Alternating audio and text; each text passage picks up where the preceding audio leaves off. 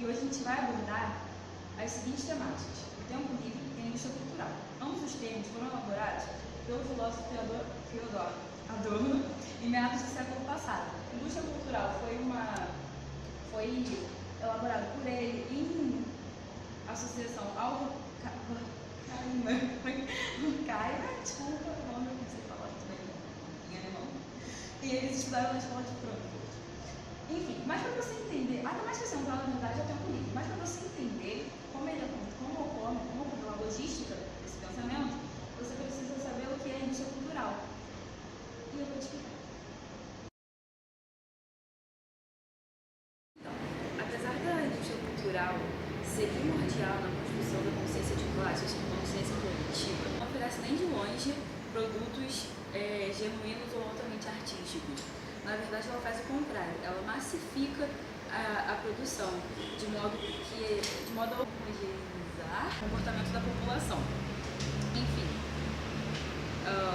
então isso permite compreender a forma como ela age. Ela oferece produtos que promovem uma satisfação efêmera e compensatória, e que agrada os indivíduos e vai se impondo e vai submetê-los às suas ordens, às suas designações, né? Tornando-os acríticos, porque chega um momento que essa indústria tem um aparato de persuasão, um aparato de convencimento tão forte que você já nem sabe se aquela necessidade de comprar aquilo que você comprou vem de uma necessidade própria ou se foi induzida, né? Você não sabe se é mais uma necessidade sua ou da sociedade na qual você está inserido. Enfim, então, como camuflando nessas forças de classes, ela se apresenta como o único poder de dominação e difusão de uma cultura de subserviência, sabe? Ela vai ser esse mecanismo que orienta os indivíduos nas suas ações e nos seus desejos. E vai se mostrar como uma escapatória do mundo caótico que a gente vive, sabe? Então, a Adorno critica muito isso, essa questão de você não preservar a autonomia dos indivíduos, mas sim uma heteronomia, ou seja, você se torna crítico, você não sabe, você não vê, você não questiona o seu consumo, você apenas aceita aquela condição. E aí, esse domínio da indústria cultural, ele acaba desmobilizando, né, qualquer tipo de movimentação ou mobilização contra o sistema. Então, é uma forma de manter o sistema como ele funciona, hierárquico e desigual. Então, as pessoas que participam desse sistema nada mais fazem do que falar a mesma coisa, só que de modo diferente. No final, tudo converge para o mesmo sentido de dominação dessa estrutura capitalista sobre as classes em si, né? E um exemplo do quanto essa indústria ela se impregna e você não consegue mais se desvincular, né, se torna crítico e pouco receptivo às diferenças, é que o próprio Adorno ele fez uma melodia que, assim, ela fugia aos padrões, ela era erudita, né? Ela fugia aos padrões de música, né? De rima, de acordes que a gente conhece, e foi considerado horrível, né? E ele fez justamente para isso, para mostrar que a gente não é a música que estava ruim ou mal feita, que não estava padronizada ou desarmônica. Na verdade, ele só fez algo que fugisse ao que os nossos ouvidos já estavam acostumados a escutar, né, da indústria musical. Então é isso.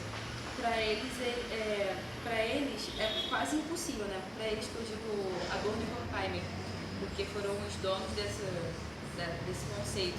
Para eles é praticamente impossível fugir desse modelo. O que a gente tem que fazer, né, é buscar medidas alternativas de arte e produção cultural, para tentar quebrar essa hierarquização, esse nosso costume, para sair das nossas zonas de conforto e então retomar nosso senso crítico. É isso. Então, eu vou falar sobre o tempo livre. O Adorno elaborou reflexões acerca do tempo livre, que antes era conhecido como ócio. Ele estabelece uma diferença na medida em que o ócio seria um privilégio de uma vida mais folgada, né? Aquilo que seria mais gratificante, qualitativamente diferente. E ele estaria dedicado a atividades superiores, né? Aquelas ligadas ao espírito. O tempo livre ele pode ser compreendido como um momento do dia que não é preenchido pelo trabalho, ou seja, deveria ser um momento de repor energias, um momento do trabalhador buscar atividades de seus interesses, né? A necessidade de um crescimento espiritual.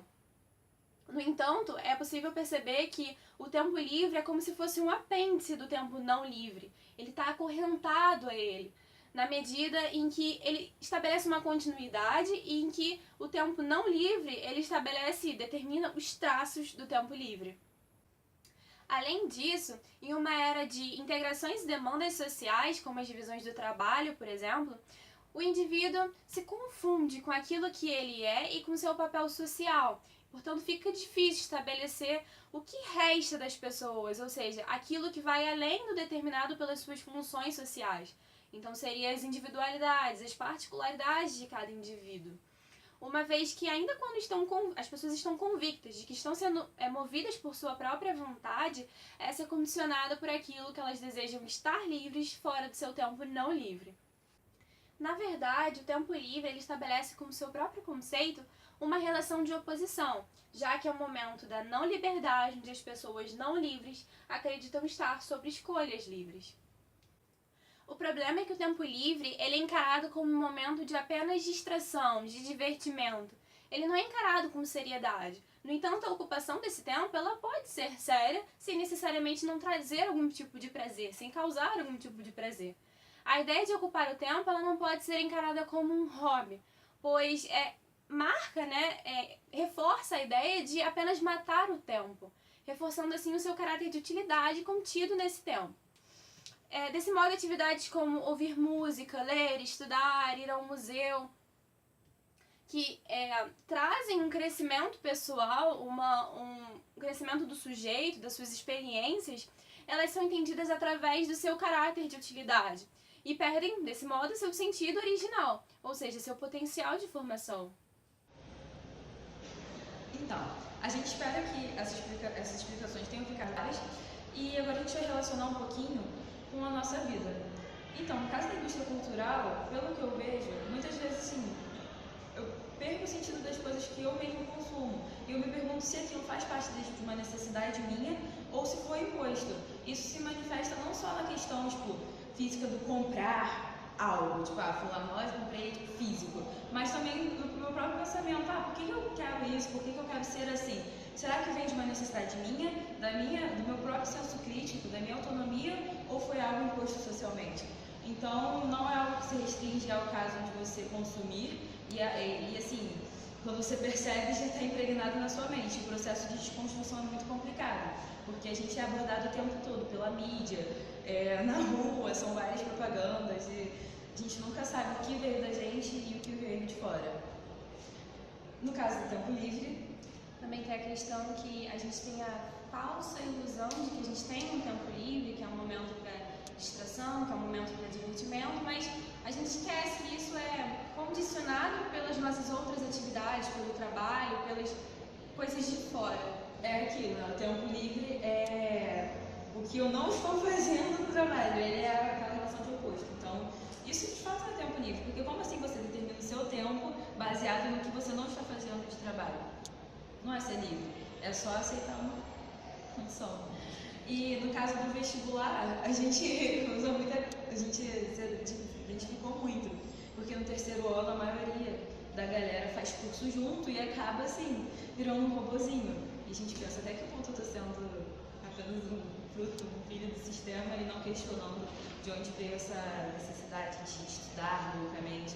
Claro que estudar é essencial, não estou dizendo que não é. Mas dessa forma como é colocado, uma competição surreal para algo que às vezes